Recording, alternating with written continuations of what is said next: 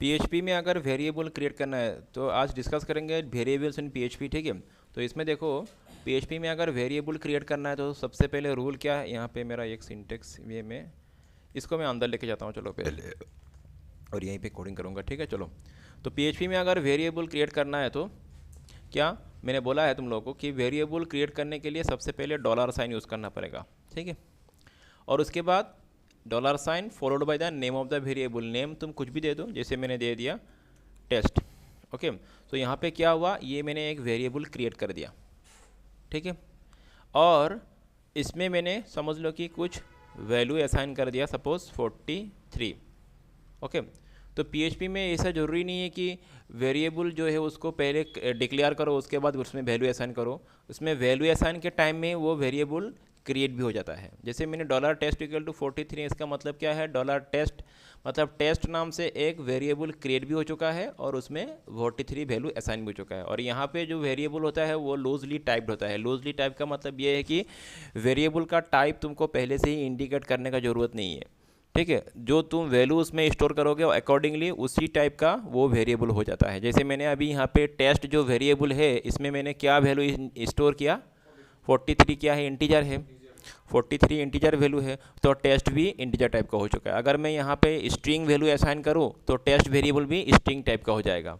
तो वेरिएबल का जो टाइप है वो डिपेंड करता है उसमें जो वैल्यू स्टोर्ड है उसके ऊपर, ठीक है। तो बाकी लेकिन बाकी प्रोग्रामिंग लैंग्वेज जैसे तुम्हारा हो गया जावा हो गया, सी हो गया, सी प्लस में तुमको पहले वेरिएबल का टाइप भी इंडिकेट करना पड़ेगा। लेकिन ये यहाँ पे और एक लैंग्वेज पाइथन, पाइथन में भी इसका ज़रूरत नहीं पड़ता है। पाइथन में भी क्या है, वेरिएबल्स आर डायनेमिकली टाइप्ड, मतलब डिपेंड करता है उसके वैल्यू के ऊपर। तो चलो यहाँ पे ये मैंने एक वेरिएबल बनाया टेस्ट नाम से, तुम कुछ भी नाम दे सकते हो, बस वेरिएबल नेम का कुछ रूल है मैं बोलूँगा। तो पहले मैंने यहाँ पे डॉलर टेस्ट मतलब एक वेरिएबल बनाया, उसमें मैंने क्या वैल्यू असाइन किया, 43। तो ये एक वेरिएबल सक्सेसफुली क्रिएट हो चुका है। इसको हम लोग सेव करके पेज को हम लोग एग्जीक्यूट करते हैं। चलो, तो यहाँ पे कुछ इरर नहीं आ रहा है तो मतलब सही है, कुछ गलत नहीं है, मतलब इरर नहीं आ रहा है मतलब यहाँ पे कोडिंग में कुछ गलत हुआ नहीं, ठीक है। तो जो वेरिएबल मैंने यहाँ पे डिक्लेयर किया उस वेरिएबल में जो भी वैल्यू स्टोर्ड है उसको मुझे आउटपुट में शो करवाना है, स्क्रीन में शो करवाना है। तो उसके लिए क्या तुम लोग को पता है, उसके लिए इको स्टेटमेंट यूज़ करना पड़ेगा। इको स्टेटमेंट की मदद से हम लोग वेरिएबल का वैल्यू को आउटपुट स्क्रीन में शो करवाते हैं, ठीक है। और उसके बाद यहाँ पे वेरिएबल का नेम दे दो। इको लिखने के बाद क्या देना है, $TEST। तो ये क्या करेगा, वेरिएबल का जो भी वेरिएबल में जो भी वैल्यू स्टोर्ड है उसको। अच्छा, यहाँ पे अभी इसको मैं सेव करता हूँ और पेज को मैं रन करता हूँ। इरर आ रहा है, पता है क्यों आ रहा है, क्योंकि यहाँ पे मैंने 2 लाइन लिख दिया, इसीलिए हर लाइन को सेमीकोलन से टर्मिनेट करना पड़ेगा। यहाँ पे जब भी तुम्हारा मोर देन वन लाइन होता है उसमें तुमको क्या करना पड़ेगा, लाइन्स को सेमीकोलन से टर्मिनेट करना है। तो फिर से मैं इसको एग्जीक्यूट करता हूँ। तो देखो, जो भी वेरिएबल में वैल्यू स्टोर्ड है वो शो कर रहा है, वेरिएबल का नेम शो नहीं कर रहा है। समझ में आ रहा है। इको स्टेटमेंट की मदद से हम लोग जैसे कोई मैसेज को, कोई स्ट्रिंग को आउटपुट स्क्रीन में डिस्प्ले करवाते हैं, उसी तरह वेरिएबल का वैल्यू भी अगर तुमको डिस्प्ले करवाना है तो तुम यहाँ पे इको स्टेटमेंट यूज़ कर सकते हो। तो मैंने इस बार इसको इस तरह से लिखा, तो देखते हैं यहाँ पे हम लोग आउटपुट, देखो आउटपुट वही आ रहा है कि नहीं। तो मतलब जो वेरिएबल का नेम है तुम विद इन डबल कोट्स के अंदर भी लिख सकते हो या तो विदाउट डबल कोट्स भी लिख सकते हो, लेकिन अल्टीमेटली उसका जो वैल्यू है वही क्या आएगा, आउटपुट में आएगा, ठीक है। हाँ, इको मतलब आउटपुट स्क्रीन में प्रिंट करता है। जैसे मैंने लिखा द वैल्यू इज़, तो अपने हिसाब से कुछ भी लिख सकते हो, ठीक है। इसको मैं यहाँ पे आके फिर से रिलोड कर रहा हूँ, तो द वैल्यू इज़ 43, ठीक है ना। तो इसको तो इस तरह से भी लिख सकते हो, बाहर करके भी लिख सकते हो, ये भी पॉसिबल है, ठीक है।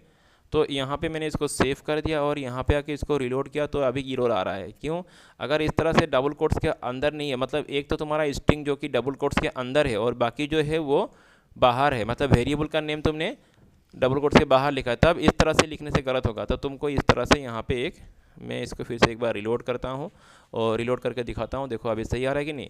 तो मतलब ये जो है इसको बोलते हैं कॉन्केटिनेशन, ठीक है, मतलब दोनों को कॉन्केटिनेट करना है हम लोग को। तो ये डॉट देके लिखना पड़ेगा। लिखने का तरीका, आउटपुट एक ही आएगा लेकिन लिखने का तरीका अलग अलग होता है। अगर तुम डॉलर वेरिएबल का नेम अंदर लिख दोगे, इस डबल कोट्स के अंदर लिखोगे, तो ज़रूरत नहीं है इसका, तो इसका ज़रूरत नहीं है, तो वही रिज़ल्ट आएगा। समझ में आ रहा है ना? फिर से मैं एक बार रन करके दिखाता हूँ, तो रिज़ल्ट तुम्हारा वही आ रहा है। हाँ, और अगर तुम इसको बाहर लिखोगे तो तुमको यहाँ पे एक डॉट देना पड़ेगा, ठीक है। विदाउट डॉट ये क्या हो जाएगा, इरोर आ जाएगा। तो फिर यस यस, तो ये मैं सेव करता हूँ, तो देखो अल्टीमेटली आउटपुट मेरा वही आ रहा है। तो ये इस तरह से हम लोग वेरिएबल का जो भी वैल्यू है इसको आउटपुट स्क्रीन में डिस्प्ले करवाते हैं, ठीक है। तो यहाँ पे वेरिएबल से जुड़ा हुआ कुछ और बातें डिस्कस करते हैं। ये तो वेरिएबल डिक्लेरेशन हो चुका है हम लोग का यहाँ पे। तो देखो वेरिएबल जो है, वेरिएबल का जो नेम है वो नेम का कुछ रूल है।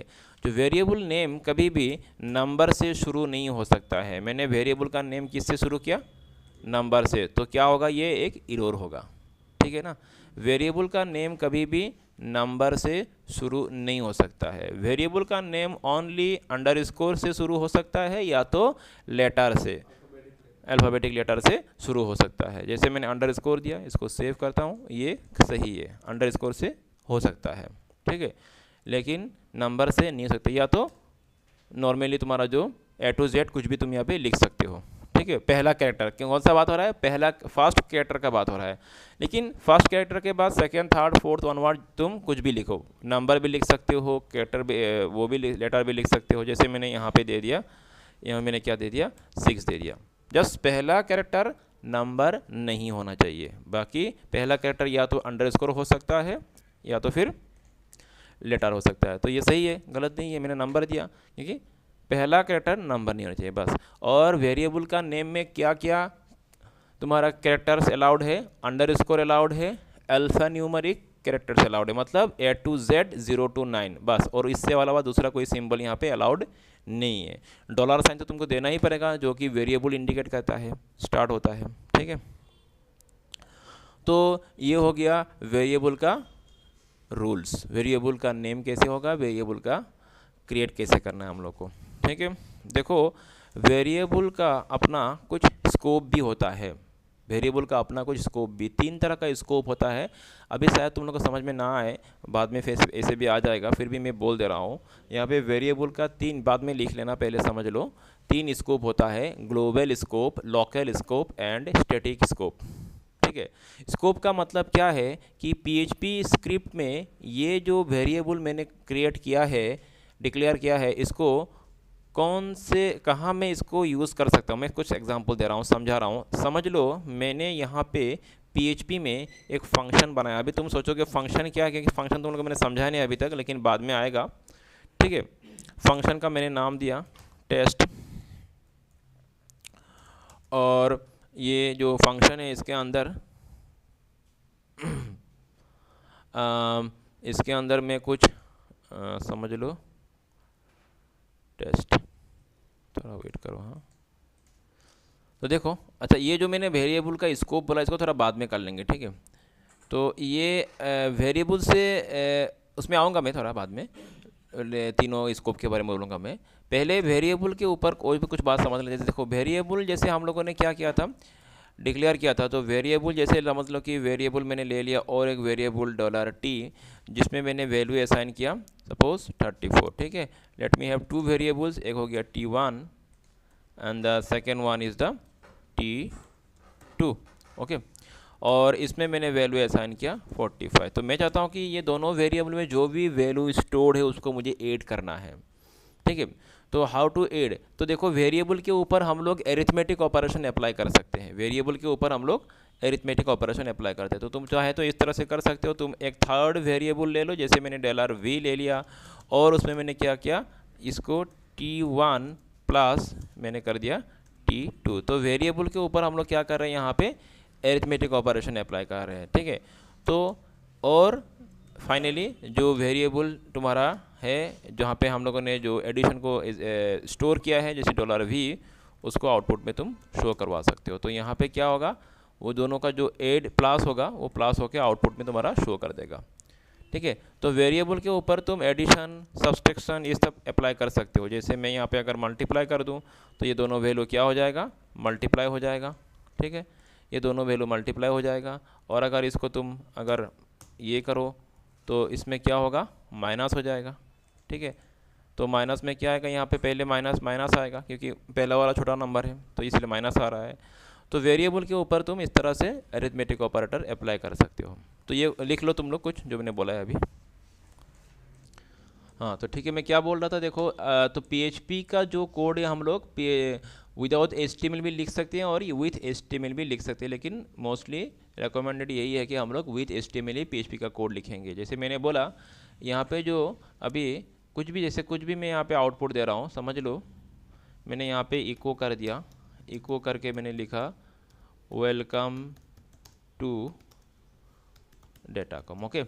तो ये जो है ये कहाँ पे आएगा, इसको सेव करके मैं आउटपुट में दिखाता हूँ, तो ये तुम्हारा यहाँ पे आ रहा है, ठीक है।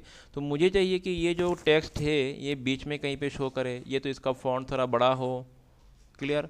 तो ये मैं कैसे करूँगा, तो इसके लिए मुझे मदद लेना पड़ेगा अभी HTML का ही, तो इसीलिए HTML के साथ ही लिखना पड़ेगा। जैसे मैं करके दिखाता हूँ, अभी तुम कैसे करोगे, देखो अभी मैं यहाँ पे डिज़ाइनिंग पे नहीं जा रहा हूँ, जस्ट वो कॉन्सेप्ट क्लियर करने के लिए बोल रहा हूँ कि यहाँ पे हम लोग HTML के साथ ही इसको करेंगे। तो ये जो है तो बाय डिफ़ॉल्ट में तो वो टॉप लेफ्ट कॉर्नर पे शो कर रहा है, तुम जितना भी लिखो यहाँ पे वहीं पे शो करेगा।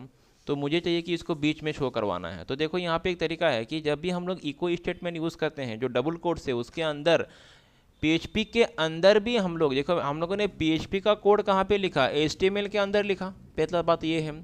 फिर से PHP के स्क्रिप्ट के अंदर भी हम लोग HTML का कोड लिख सकते हैं, HTML का टैग लगा सकते हैं, लेकिन उसका एक तरीका है।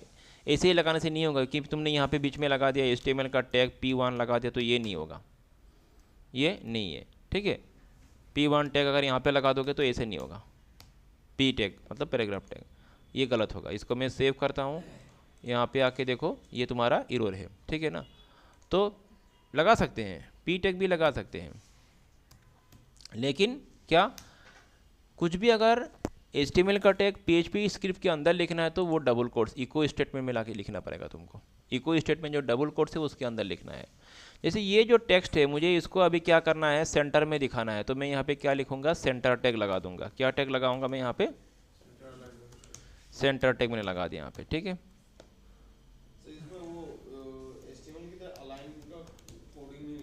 हाँ वही जो भी HTML का कोड यहाँ पे लिख सकते हो तुम, बहुत सिंपल सा बात है। यहाँ पे मैंने यहाँ पे क्या लगा दिया, अभी इसको सेंटर टैग लगा दिया, तो देखो वो टेक्स्ट मेरा सेंटर पे आ चुका है। तो मैंने सेंटर पे कहीं से लाया, with the help of HTML का टैग से। इको तो मैं जस्ट मेरा इको क्या कर रहा है, जस्ट उसका आउटपुट दे रहा है, लेकिन उसको प्रॉपर प्लेस में डिस्प्ले करवाना है तो ये मुझे और भी इसको डिजाइनिंग करना है तो तुमको जाना पड़ेगा CSS ये सब में जाना पड़ेगा, ठीक है।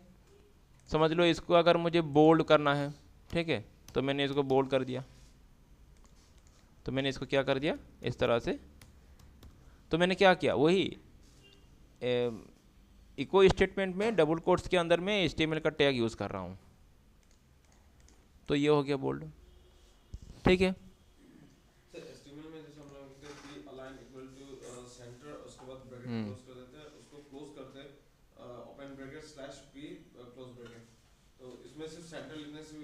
हाँ हाँ हो जाएगा, ये सेंटर टैग किसी भी कंटेंट को सेंटर में लेके आता है। बात समझ में आ रहा है? सब देव पारिम सब यूज करू पारिम मोतिया मैं CSS जो आना है सो लेकिन देखो बहुत सारा बात है यहाँ पे। अभी नॉर्मली हम लोग क्या करते हैं, तो ये जो है एक्चुअली प्रोफेशनल वे में क्या करते हैं हम लोग, ये जो कंटेंट है इसको यहीं पे हम लोग लेआउट सेट नहीं, इसका लेआउट यहीं पे सेट नहीं करते हम लोग। नॉर्मली ऐसा होता है, कर सकते हैं, मैंने बोला कि इस तरह से तुम टैग यूज़ कर सकते हो, ये पॉसिबल है, लेकिन करते क्या हम लोग, PHP से जो भी रिजल्ट आएगा, जो भी वैल्यू आएगा, जो भी आया आउटपुट, उसको हम लोग HTML टैग को पास कर देते हैं, HTML में उसको पास कर देंगे और HTML में ले करके उसको बेहतरीन तरीके से आउटपुट में शो करेंगे। यहाँ पे मैं क्या कर रहा हूँ, डायरेक्ट इको लगा के यहीं पे मैं आउटपुट दे रहा हूँ, ठीक है। लेकिन तुम ऐसे भी कर सकते हो, ये जो कंटेंट है इसको HTML में पास कर दो। अभी तो HTML का ही डॉक्यूमेंट है ये, लेकिन इसको पास करना पड़ेगा HTML टैग तक, क्योंकि ये जो तुम्हारा मैसेज है HTML टैग के अंदर एक्सेसिबल नहीं है अभी, ठीक है, उसको पास करना पड़ेगा, जो अलग बात है। तो हम लोग क्या कर सकते हैं, इसको वहाँ पे पास करके भी उसको आउटपुट उसको शो करवा सकते हैं। अभी तो ये स्ट्रिंग मैसेज है, नॉर्मली वो वेरिएबल पास करते हैं हम लोग, ठीक है। चलो वो एडवांस बात है, उसमें अभी नहीं जाने वाला हमें। अच्छा, मैं तुम लोगों को क्या बोल रहा था, मैं वेरिएबल बोल रहा था ना। तो यहाँ तक तो क्लियर हो चुका है वेरिएबल क्या है, वेरिएबल का वेरिएबल किस तरह से क्रिएट करना है, वेरिएबल का नेमिंग सिस्टम किस तरह से होगा, वेरिएबल के ऊपर क्या क्या अप्लाई कर सकते हैं, वेरिएबल का वैल्यू का कैसे आउटपुट देना है। अच्छा, मैंने क्या बोला था, स्कोप, थोड़ा स्कोप वो पूरा नहीं हुआ था, मैं भी फिर से ट्राई करता हूँ उसको, ठीक है, कहीं ना कहीं मेरा गलत हो रहा था। तो देखो मैंने बोला इसका 3 स्कोप है, global scope, local scope and static. अच्छा, बाद में हम लोग स्टैटिक में जाएंगे, आज हम लोग ग्लोबल एंड लोकल को ही डिस्कस कर लेते हैं। पहले तो मैं लोकल स्कोप समझाता हूँ तुम लोग को, उसके बाद मैं जाऊँगा। देखो लोकल स्कोप समझने के लिए मुझे यहाँ पे फंक्शन बनाना पड़ेगा। अभी फंक्शन क्या है तुम लोग को मिला नहीं, बाद में मिलेगा, जस्ट जान लो।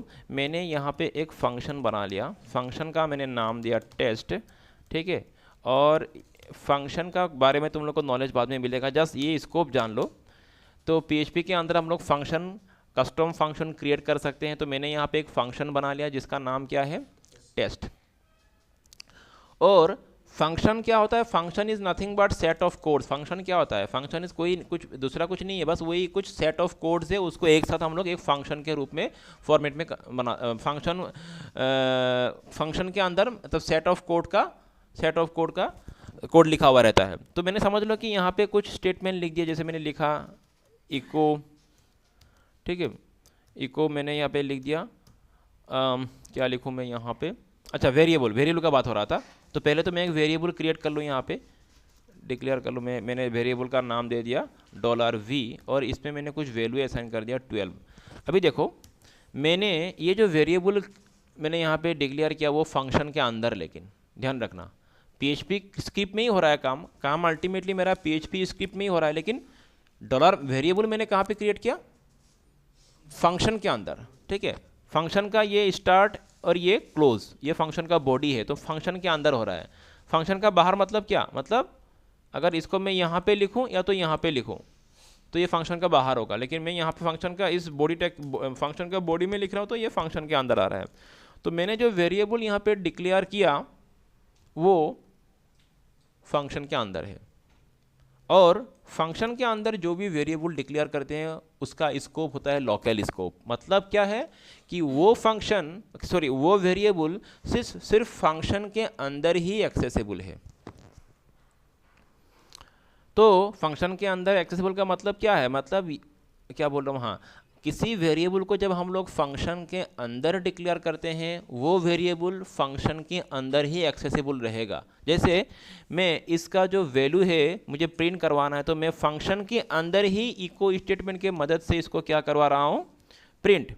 समझ में आ रहा है मैं क्या बोल रहा हूँ, फंक्शन के अंदर ही मैं इसको इको स्टेटमेंट लगा के प्रिंट करवा रहा हूँ। तो चलो इसको सेव करता हूँ, तो ये तो एग्जीक्यूट होना चाहिए क्योंकि मैं फंक्शन के अंदर ही इसको यूज़ कर रहा हूँ, ठीक है, फंक्शन के अंदर ही मैं इसको यूज़ कर रहा हूँ।